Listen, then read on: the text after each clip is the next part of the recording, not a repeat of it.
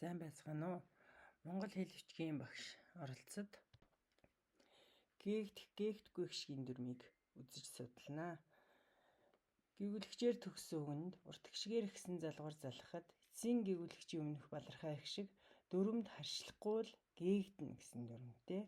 Жишээлбэл хавар гэдэг үгэн дээр аас гэсэн нөхцөл залгасан хавраас гэд гэгүүлэгчийн өмнөх аа их шиг гээгдсэн байна.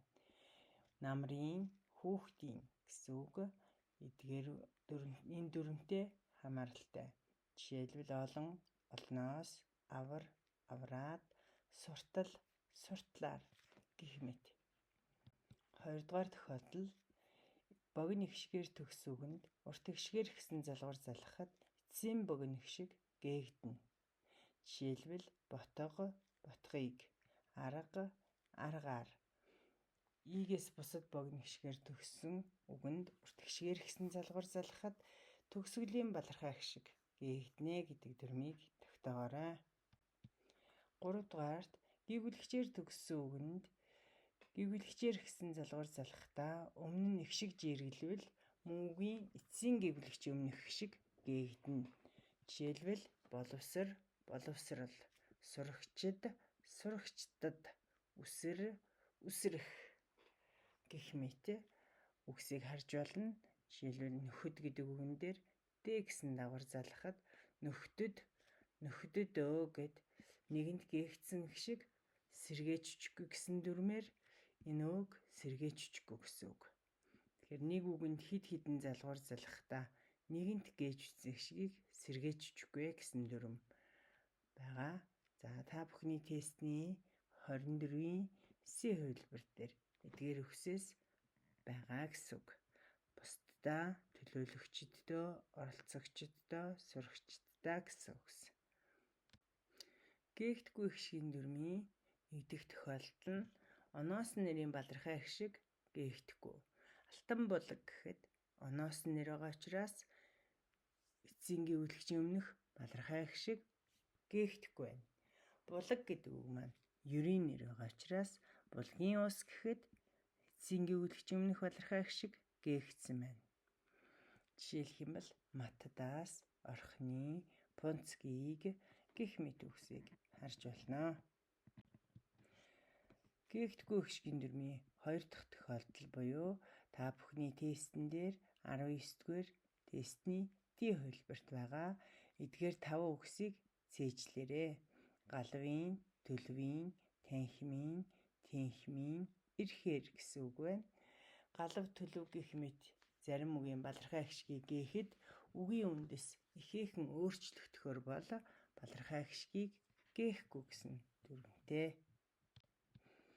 Гээгдэхгүй гişгийн дүрм нь гişигт гэгүүлэгч гişиггүйдэх бол үгийн эцсийн гэгүүлэгчийн өмнөх балархай гişгийг гээхгүй. Жишээлбэл жихэмлэр, чадвараас, тайлбарын, хөдөлмөрийн, үйлдвэрийн, бутралаар, төлбөрийг гэх мэт үгэнд орсон үгийн эцсийн гэгүүлэгчийн өмнөх балархай их шиг гээхгүй.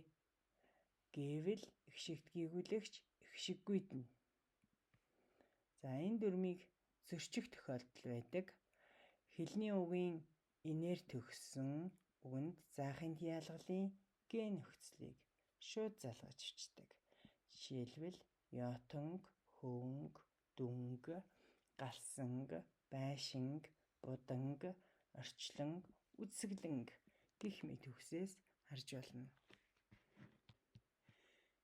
Заримдаг гэгүүлэгч энэ дараа орсон заримдаг гэгүүлэгч гიშгтэй бичнэ гэсэн дүрмтэй. Тэгэхээр заримдгийн дараа орсон заримдаг гэгүүлэгч гიშгтэй бичигдэнэ гэсэн дүрмээр нөхцөлийн, эрсдлийн, бодогдсны, бодсны, хүсэж, тусаж, нисэж гэх мэт үгсэд орсон балархай гişгийг гээхгүй. Жишээлбэл хээ заримдаг, цээ заримдаг. Заримдгийн дараа заримдаг гიშгтэй бичигдэнэ гэсэн дүрмээр өө гэсэн балархай гişгийг гээхгүй. Эрсдлийн гэдэг үг байна.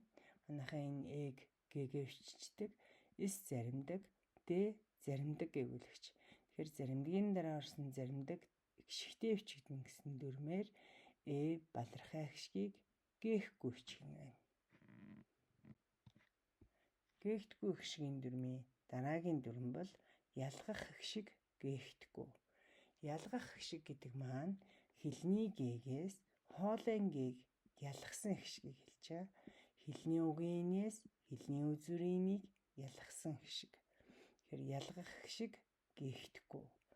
Тугалын, чанарын, доголын, нугсаар, хагараад, тугалаа, шугамаа, хоногийн, үнэрийг, анарын, энрээд гэх мэт үгэнд орсон ялгах хишиг гээхдэггүй байна. Тодгон холбох хэ буюу үйл үгийн ирээдүйн цагийн хэгийн өмнөх хишиг хизээч гээхдэггүй. Тархан цаацтай гэж хэлж болно гэж багш заасан. Тэгэхээр үйл үгийн хэгийн өмнөх хишгийг хизээд гээхгүй байх нь. Хишгийг гээхдээ хишигт гүйгүүлэгч заримдаг гүйгүүлэгчийг хишиггүй дэвлэх, мөн үгийн дунд орсон ялгах хишиг, үйлт нэрийн хэгийн өмнөх хишиг, дараасан 3 гүйгүүлэгчийн дүрмээр бичсэн хишиг, зөөлрүүлэх үүрэгтэй хишгийг гээх зэргээр балархай хишгийн дүрмийг зөрчиж болохгүй. Балархай хишиг бол үүрэгтэй тохиолдолд гээгддэггүй гэдгийг санаарай.